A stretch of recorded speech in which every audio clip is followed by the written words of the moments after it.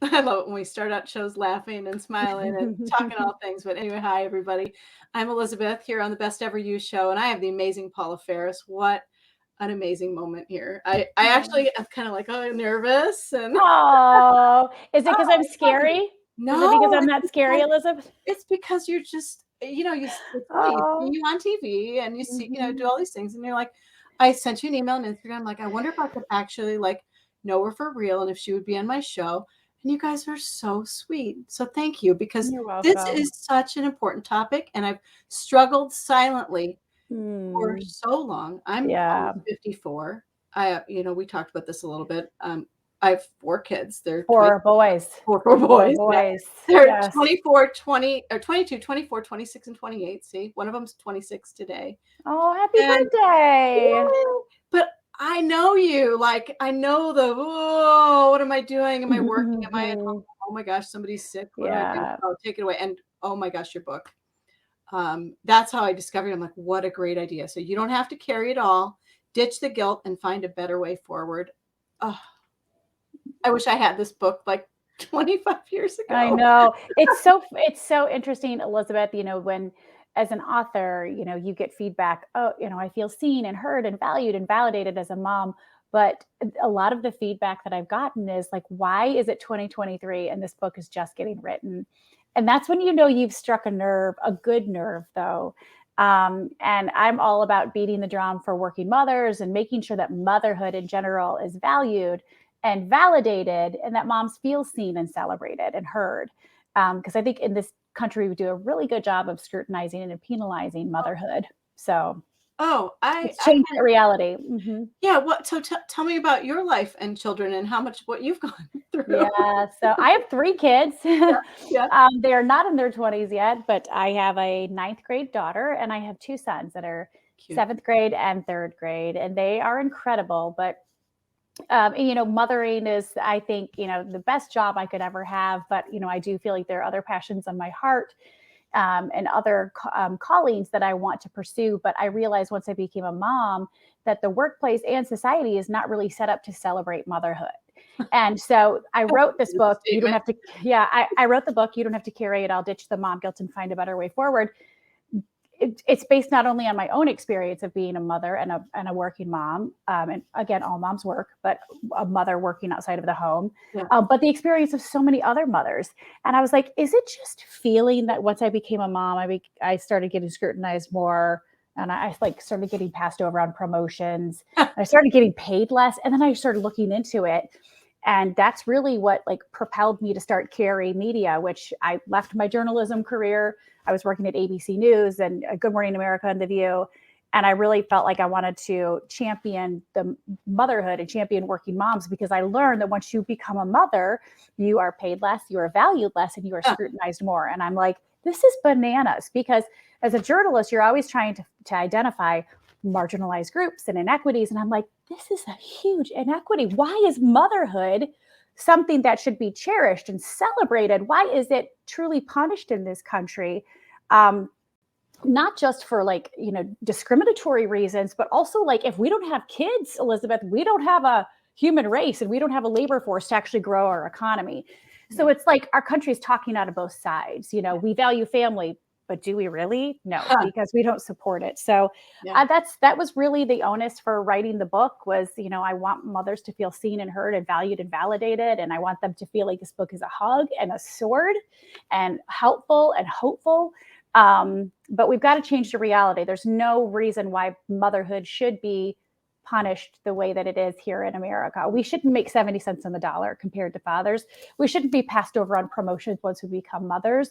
We shouldn't be scrutinized more. We shouldn't be deemed less viable leaders. I know my kids, and I write about it in the book, how parenthood and motherhood, whether the baby grew in our heart or our tummy, scientifically, physiologically equips us with so many capabilities that we didn't have before we became mothers, like Yeah. efficiency and empathy and courage and vision and leadership and emotional intelligence and social cues. And we take more risks, and our capabilities grow and our productivity goes through the roof. And yet, why are we treated like a liability? It's Yeah. so I wanted to do something about it. That's why I wrote the book. I love it. Yeah, So I love it. it's just the beginning. Yeah. Oh, yeah, and I can feel it because I wish this book would, like I said, I wish it existed like years ago, Yeah. years and years and years ago. But I'm glad it exists now because it's going to set the tone for a lot of different things. When tell me if I'm this way I felt. And I don't know if anybody else feels this way, but I felt always like I was divided into Uh, and like I could not do both things to the well, level of which I achieved to do things. because it is not, we're not set up for success. I'm like, I Being a want working to mother doesn't work in this country. It ah, just doesn't. And that's really an American thing, Elizabeth, what I learned in writing the book and interviewing experts and leaders and historians and sociologists. I'm like, why is it so hard to be a mother in America? Harder than anywhere else. Why is it so difficult to be a working mother in America? And yeah, we're dealing with the things I just aforementioned, the mom penalty and the mom gap, we're paid less. And then we have the burnout because we're trying to do it all. We're trying to everything. carry it all because Yeah. we don't have a realistic measuring stick of what it means to be a mother here in this country. You look globally, this is something that really gave me a lot of freedom. Well, first of all, I realized like it's jacked up here in America. Like we have our priorities Yeah. like askew. And most moms are working today because they have to. They need to work to put food on the table. This isn't the 1950s, which, by the way, the 1950s, that traditional family, well, it worked for part of the people, part of the time, because Black people and women were forced out of the workforce. Men came home with lipstick on their collars. What could women do? They couldn't get a job. And if they did, they were paid a lot less. Poverty was at an all-time high. We had a teenage pregnancy boom. So like we have these blinders on and nostalgia for like, let's go back to the good old days. Well, the most traditional family in all of American history, I learned in interviewing historians and sociologists, was the family where the mother and father worked side by side and they co-labored and they co-produced and they raised the children together. There wasn't this bifurcation of, the man works and the woman stays home. And that's really where we kind of went awry, was the 50s, where we pushed men out of the home and said, your only job, your only value is a paycheck to provide. And if you can't do that, you're a failure. And then we pushed women out of the workforce and told them that they were a menace if they had any aspirations outside of the home. And fast forward to today, where most moms are working because they have to, but we're carrying so much guilt and we're comparing ourselves to the Pinterest moms because we don't have a realistic measuring stick of what it means to be a mother here in America. But globally, women and mothers don't have a choice but to work, Elizabeth. Like they take a great amount of pride in working and helping to provide for the home. They don't care. They don't really know what mom guilt is to the extent we do here. But there's two important caveats. They have support from society and they have support from the policymakers. And it's a societal attitude in other countries where I am my brother's keeper. It is my responsibility to help raise this generation with you, regardless of whether or not they're my children. Here in America, it's like your kid, your problem, suck it up and deal with it. Right. But who's going to benefit from our kids that we invest in? Society will. So, but there's also the policies that support families. And that's where I really truly believe like this isn't just about, oh, let's support moms. I really firmly believe we are in the situation we're in this country because we don't value families and we do not value mothers in the workplace. So Yeah. I'm not so certain we even value fathers in the workplace either. I'm not sure no. we value any parents in the workplace. If you want to be, I've got a cool situation with my husband. Maybe you want to talk to him at some point for something, but he Mhm. made a decision, or we made a decision a long time ago to not miss events. That's Not good. be there for things. He's worked from home now for 25 years. Wow. So he That's worked like, from wow, he home. was ahead of the curve when it We were came so ahead of to the curve with that, and he's missed one thing, and it was just so. And he's a lawyer. He's a federal securities lawyer. There could have been a lot of different things that he did, and he opened a business and has done it from here, and it's been so cool. We've always yeah. been here. We don't He know what it's like to not have him here. So he did it on his terms, which is he really did. fantastic. And I do think like I have a whole chapter Yeah, 8 in my book is about inviting men into the conversation yeah, and how they can be allies and also understanding that they're entering this conversation of fighting for equity for mothers. They're coming to the conversation already feeling a little less than, a little intimidated because not just because of the messages that we've told them that their only value is a paycheck, but also the mixed messages that they've heard from society and toxic messages. Be a real man or be a good man. And those are two different things, right? So, and we push them out of the home and we've told them that they're awful, but then we want them to come help us with this. So you can understand their hesitation. But I mean, look, I do think like we don't value parents in general. Now, dads, there's no denying dads are not dealing with the inequities that mothers Oh, are yeah. dealing with. We are paid 70 cents on the dollar. You don't hear of dad guilt. You don't hear of daddy penalty. You don't hear of a dad gap on the resume. You don't hear of a dad tax, because once fathers, this is the irony I learned in writing, once fathers become fathers, they're actually deemed as more viable leaders. So they get paid more. But mothers, Wow. once we become mothers, we're paid less because we're deemed less viable leaders, which is totally jacked up. Yeah, Um, I've experienced that firsthand too, through yeah. the corporate world, things like that. Mhm. What's the state, bring me up to speed on maternity leave these days. I'm going to share a little insight into my maternity leave. I had to sell my Walmart stock that I had as a child that I earned because I put myself through college working at Walmart, to pay for my maternity leave, to even extend it to whatever it was. I can't even remember at Mhm. this point. It was not. But I was also like almost like working from home, taking phone calls. Like there wasn't really maternity leave. I was like, am I going to have my job back? Yeah. It's 100,000 years ago, but still, Yeah. Yep. Yep. um, and it was scary. It was like, is there what, talk about, I'm not even going to say that intelligently because I'm so No, it's out of okay. maternity leave But I want to, these do days. want to, Is I there? do, I want to close the loop real quick on what you talked about parents. And I think corporations that aren't identifying parents and taking care of them and like and Oh, trying to recruit parents, they're missing out on one of the they greatest leadership opportunities, because I see it. mentioned well, once you become a parent, as I mentioned earlier, you grow and you're actually like parenthood is a masterclass for leadership. And See, parents, when they're well supported, they are loyal, they awesome. are effective, and they're your most productive employee. And I at a know. time when companies are like facing recruiting and hiring crises, I'm like, hire a parent, take care of them. They won't leave. But to You ask your just got a question, little bit of time here and there to go see a yeah, sports concert or a baseball game, or not take miss care of something. You them. got to take And they care will of those take care of people. you. They will be Yes, so loyal. Okay, yes. so let's talk about maternity leave. I actually think Sorry, the it's like greatest thing we can can of do for worms. gender equality is not maternity leave, it's paternity leave. Thank And you. the reason for that is, well, first of all, the global mandated average of paid maternity leave around the country, around the world, is 29 weeks, I think it is, give or take a few weeks. Oh my. And paternity leave, it's Whew. 17 weeks paid Oh, globally. Okay, yeah. so we're the only civilized country of our size that doesn't have a federally mandated paid maternity leave program. And so here, well, this is how we talk about Wow. both sides of our mouths. We're like, we're family friendly, right? Family first. Mm. But you're punishing me for having a kid, and you're making me choose between a kid and a career, right? And you're not Yeah. taking care of me, and you're telling me I need to come back to work, and I have to like scrape together my sick days. And I heard some Oklahoma legislators recently talking about how they were thinking about giving their paid employees maternity leave and paid leave, and they called maternity leave vacation and a utopia. And I'm sorry, but like this Wow. is where we need to maybe do a better job as women of really explaining what's happening. This is not a vacation.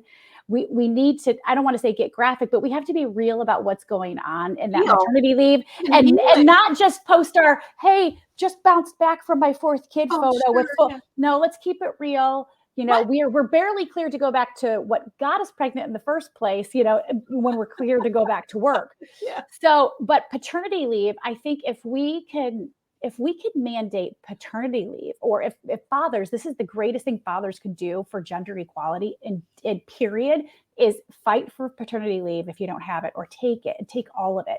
Because out of the gate, just think about what happens, Elizabeth, when you have a kid who's out of the gate, whose responsibility is the child?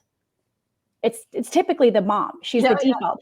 Everything falls on her from the very beginning because maternity leave, right? Yeah. And paternity leave is still frowned on, and it's still scrutinized, and there's a stigma attached to it, even though all the research shows better bonding with your child, better bonding with your significant other and your partner.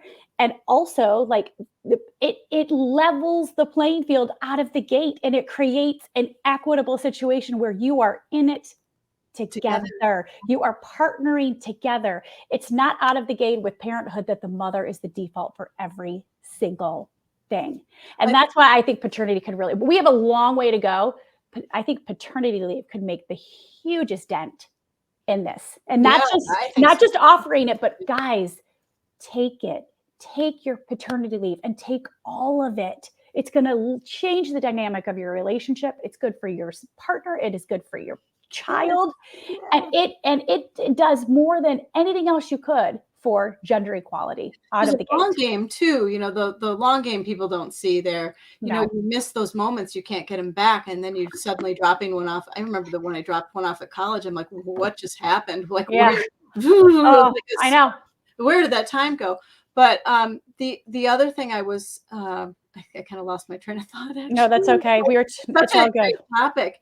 Um, uh, We could talk about it for a long we time. could talk about everything for a long time, but, the whole paternity leave, maternity leave thing is huge. I mean, I can remember having, like, like 2 weeks comfortably, 3 weeks comfortably, and that was like, when you think about having a child, you think about everything, your birth a certain way and things happening a certain way. So even the paternity leave, maternity leave, whatever it's called, is structured to have everything go right.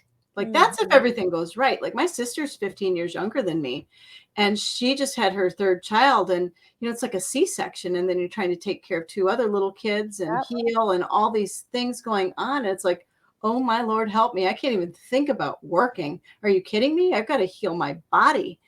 And like, it's not a long enough period of time Yep. It to isn't. It get to isn't. work. Are you kidding me? You need, like, doctors say you need 6 months to truly Oh, recover, and yeah. here's the thing, like, we say we're family friendly, but our policies don't back it up, and if you want it, and this is where I'm, like, supporting families and supporting mothers in the workplace, and again, most moms work because they have to work, Sure. okay? We love our But working moms. we love it too. Why should we have to choose too? Oh, But we gotta go. I our gotta kids get should down. Hang be, on. but we should be supported, right? We shouldn't have to choose between the two. We should be celebrated for having children. But unfortunately, in this country, we are penalized. We often have to choose between kids and career. Childcare is typically Yep. it's like counterproductive because you're paying more for childcare. Wages have been stagnant. Childcare is through the roof. It's cost the same to send your kid to daycare as it does to go to in-state tuition for It's college, which is ludicrous. crazy. But I really think, like, here's the thing. We can't just say we're about families and mothers and fathers in this country. We have to, like, put our money where our mouth is. And this is where policymakers have to step up. This is where our society has to step up and say, look, if we don't have kids, if we do not continue to have children, we won't have a human race, and a human race equals a labor force. And a labor force means that we can grow our economy. If we have a diminished labor force, we can't grow our economy. So it's not just the right thing to do. It's the good thing, the best thing to do for our economy, to grow our economy. It's good for your bottom line. Yeah. And yet we're continuing. This is where I'm like, don't you get it? If you punish us for having kids, it's going to crush the economy. It is absolutely going to crush the economy because we won't be able to grow it because we don't have a labor market. Yeah. So support families. And from a societal level, I'm just really inspired by other countries. And yes, they're dealing with war and famine and poverty, right? But they've got But it. But they've got theirs together. Pardon my French. they keep They've their got elderly it. together too, but that's a whole other book. Yeah. The family is like a unit that's treasured from this age to this Yes. age, and it Yep. scares. Like I'm sitting here going, I'm kind of scared to get old in this country. I'm like, Yep. what's the phase I'm in? I'm going, okay, I'm Yep. 54 years old this year. Do I, what happens? And it's very strange because it's Right. like mom, grandparents live with you. I lived in California for a while, and we had people on the block who had their entire family unit intact. I thought it was the cool tack. I thought it was the And coolest. Elizabeth, that's normal in Love other it. countries. It's the I wish. interdependence. So it's this beautiful interdependence where they're dependent on their community, they're dependent on their Oh, family. They yeah. often have family members living with them. But the attitude from society is, this may not be my child, but it is the future of our country. And kids are either the future of our country and the greatest natural resource we have, or they're not. So they're all invested in Oh, they raising are. this next generation of children, even if it's not their child. Where here in America, it's your kid and it's your problem. Yeah, It's I not hate my that. problem to raise your kid. And I'm like, it Oh, actually is your problem. I'm yeah, sorry, because if I don't have a kid, you're not going to have a paycheck because we right. can't grow our economy. So, and also when you support families and policies, it actually supports everybody on the roster, because people want something different now, right? Everybody wants, like, people want to work from home, or they want flex location, or they want hybrid locations. They want 4-day work weeks. And the data has shown and proven that can be transformative for employee retention and for the mental health of your employee, regardless of whether or not they're a parent. I knew I was going to just love you. I'm sorry. I just interrupted you. I don't care. It's fine. News reporter. I keep drinking my water. Sorry. Yeah. No, yeah, and it kind of goes hand in hand too with that. And I don't know what you think here either. So I'm just, if you disagree, just disagree. It's cool. But like paying teachers and things like that. All these people, like kids. If you go from the premise of what you just said, like kids are our greatest natural resource. It expands from there in this beautiful way if we all kind of adopted that philosophy and view and just took care of this whole entire group of people to get all of our youth into like this beautiful situation of being raised properly, whatever that is. It being raised where there's an interdependence and people are working together. And but instead, because we don't have a measuring stick here in America, that's why mothers are more burned out here in this country than ever before. And because we're literally, like my book says, we're trying to carry it. I have no immune system. You know that? Do you know that? So I when I was an executive, I was flying around with 2 little babies, with a nanny in hotels, just trying to keep my stuff together. I just swore, so excuse me. Right. Trying to keep it together. I said it earlier. It's okay. Make money and do all this stuff. And I shorted myself out completely. Like I have 4 life-threatening food allergies on board. Yeah, I do. I have a medic alert on and the whole bit. I have like no immune system at all. So it's terrifying. I lived my life and I developed them. I was doing all this I developed allergies like when I was 28. Like after a pregnancy, I developed these food allergies. I was just so exhausted, absolutely exhausted. And, I'm kind of like that though. I will do everything to the highest level it can be done. And so it's like, okay, so I have 2 careers now, let's go.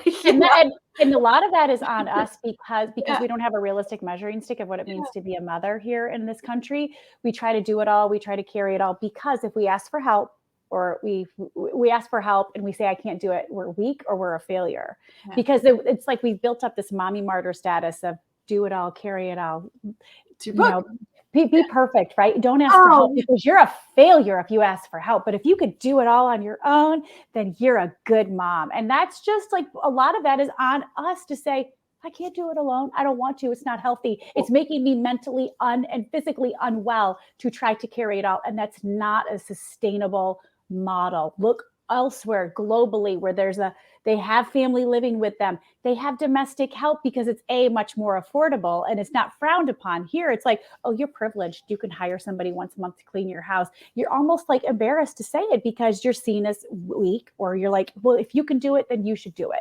And I'm like, no, I hire somebody once a month to come to my house and clean my house. And I'm this close to having somebody help me meal prep because it is such a time suck and I could be elsewhere present and I'd rather take money. But here I'm trying to explain myself. I shouldn't have to. We shouldn't have to. We can't carry it all. We can't do it all. We got to ask for help. And we need to be that help to other people. Yeah, to other moms especially. There was a whole like mommy war for a really long time, and I don't know if that's over. I'm kind of hoping it is. Nope, it's not. Oh my God! So it's not. So I'm educated. I got degrees and all this good stuff, and I decided because I was not feeling well, and I'm like, I don't want daycare all the time, and just like, okay, I'm gonna stay home with the kids. I got so much crap for that decision. It's my own mom, and I love you, Mom, but she's like, you're only going to bake so many cookies before you go crazy. I didn't put you through college to do that. I mean, the guilt for that decision was like, oh crap, I made did I make a bad decision? Yeah. I've never had so much fun in my life. Yep. Staying home with kids. I have played Hot Wheels. I have played Rescue Heroes. Yep. I have done books. I'm like a children's book expert. Right. Read them all and so much fun. But you know what's crazy about that is you are penalized for that. That's called a mommy gap because you try to get back in the workforce and you're going to be penalized because you've been out of the workforce when in reality you've been learning, you've been picking up on skills that you didn't have beforehand and you're learning how to be a master negotiator. Yep. So wait, you're saying that I can like get 3 kids out of the house. I can manage all of these emotions. I can negotiate like a boss. I'm the CFO of my home, essentially. Yeah. I can't run a meeting on budget cuts. I'm sorry, what? What? Like, no, I have become a better leader because of motherhood, which is Yeah. crazy that we're punished for it.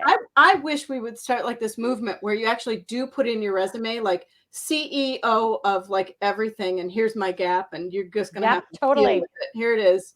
That's But, chapter 7 of my book is the yeah. mommy wars, and how we have to be careful how we talk about one another. And at the Oh, crux of the mommy wars is just a misunderstanding of another person's choice. Look, I had a lot of blind spots. I just thought like a good mom could stay home with their kids. But the reality is oh, 70% of moms are working because they have to. And 70% of moms will be the primary breadwinner in their family's homes. It's a privilege to even have the opportunity to say, I want to stay home with my kids. It's a privilege that globally mothers don't have. And so I think like even how you're not a stay-at-home mom, you're a slay-at-home mom. How we talk about mothers and our choices is really big. But if we need to understand that if we're fair game in our communities and our society and corporate America, if we're trying to wonder why we're fair game and why we're paid less, we have to first of all ask, why are we fair game against one another? Why are we oh. tearing one another down? My sister would come out of her house and there'd be all these moms with their babies in this cul-de-sac. And I'd be like, gosh, Alex, you have this like Yeah. great built-in thing. She goes, they don't talk to me because I work. I'm like, Mm. oh my gosh. And Oh, there's the assumption that if you work, you can't raise your children. Who's raising your children? Anytime you're gone, you're like, if I'm on a work trip, I would get asked, well, who's with the kids? My husband wouldn't kids. get that. Yeah. My husband, and also I'm working because I have to work. I don't have the privilege of staying home. And we have to be careful how we talk about one another and Oh, realize like we have to respect one another's choices. And yeah. we tear one another down. And I do see more like when I approached you, I do see like more and more like women loving each other. I'm mm, seeing it more and more and more like the light bulbs are going off. We're not trying to trample all over each other and hurt each other so much anymore, but there's kind of like a little bit of like, okay, I just love your book and you and like, mm. I don't know. There's room at the table for all of us. Oh, And when please. women get real territorial, and I'm like, look, it's one thing to know your worth, it's another thing to advocate for it. But I think the greatest thing that we can do is pull another woman alongside of us and make sure she has a voice at the table. Yeah. Because otherwise we're just looking out for ourselves. And that's not how we change the game. Yeah. It's not. Okay, So I have a question for you, and I know you got to go here. We got about 30 minutes, right? Just a few more minutes. yep. If you need to go, just holler. You made a pretty big. You got a book out, and you got this whole new thing going on. How's that going for you? Are you loving life? Is it hard? Give me some insight into your It's world these days. It's exhilarating and it's terrifying, all in the same bucket because, being an entrepreneur and a founder, I don't know I'm not a business person, but, my experience was in broadcasting and asking questions and being curious and getting to the bottom of things. And so I've had to give myself permission to try something new. And that's, founding Carrie. I don't like it's just doing it's for me, it's like doing the next right thing and then the next right thing and taking another step and another step. And I haven't figured it out yet. Being an entrepreneur, you lie awake at night trying to figure out like what's next Yes. for your company because I'm responsible for this. But I really feel so passionate about being able to carry the burdens and change the game for mothers and motherhood and especially champion working moms. But it's Thank you. scary and it's exciting and that's okay. Like I've learned that the most rewarding, like if you're not scared about it, you don't do it. It should scare you a little bit and you're never going to figure it all out. So, but often the greatest challenge when you have something on your heart that you want to pursue is you have to give yourself the permission to do it and the permission to fail forward. And like, you got to give yourself the permission to see yourself at a different capacity. We've limited ourselves like, oh, you have to be a doctor for the rest of your life. You have to be a teacher for the rest of your life. I'm like, no, we have different seasons. We're called to different things in different seasons. As a mother, I stayed home with my children for a little bit. And then, I founded Carrie and I've started ramping up a little bit. And so just I look at my life in the scope of chapters and seasons. Like this season and this chapter, I feel super called to this and I'm going to pursue it. Things may change and that's okay. But my value is no longer found in my job. And that's not where my identity is. I know who I am outside of what I do. I know my why. And it's given me a lot of freedom to try new things, especially this new thing. So, Yeah, I have this sign which is scary. And remember your value. always with me right up here. That's good. Always, like, remember my value. And then the other one is this one. Help people get results. That's good. That's so These two good. things, like, drive me. And they're I love always, it. Is one of them written on an envelope too, yeah, Elizabeth? yeah. Yeah. You're I don't know. high. It just came. It I was like, love it. that I needs to love go it. right there and just remember it. That's so So, good. all right. Is there anything, because you're such a pro journalist too, is there anything that I've not asked you that I should have asked you? No, I'm And just the like, eagle eye, like, view of like, did I ask you everything I should have asked? yeah, you're good. You're good. I just hope that people, I hope mothers feel seen and heard and valued and validated by the book. And I hope that, men understand that they have a huge part to play in this. And, if everybody has a mom in their life, buy the book for your mom, for your friend. I really want this to turn into more of a movement and a rallying cry. It's not just a book. Yeah, the kids have a voice too. What I learned through everything is, Mhm. the kids have voices too. Maybe not Yeah. initially, but I had one who's like, I'm not going to that. I'm not Yeah. going to daycare. You can, the brakes were like Mhm. literally like on. They're like, Yeah. okay, I got to Yeah. pay attention to that. This one does Yep. not like that. And Mhm. that was kind of like what started me going, okay, I'm going to do something else. And so Mhm. I ended up working from home, which was Yeah. really interesting as well. I think I, like most women, have taken calls from the walk-in closet and just all sorts of funny things over the years. So crazy. That And is so crazy. all right, congratulations on your book. Thank you, Elizabeth. And you're a good mom. That's what I wanted to And say. You're a oh good my God, mom. so are you. And thank you for saying that, because it's like, oh, sometimes you're like, did I do this right? I don't know. Am I Uh-huh. doing this right? Yeah. It's a thing. Anyway, mwah, thank you very much for being Thank you, here. Elizabeth. God bless you. I appreciate it. Thanks for supporting the message. Good luck with your book. Okay. Thank you. Bye, everyone. Bye.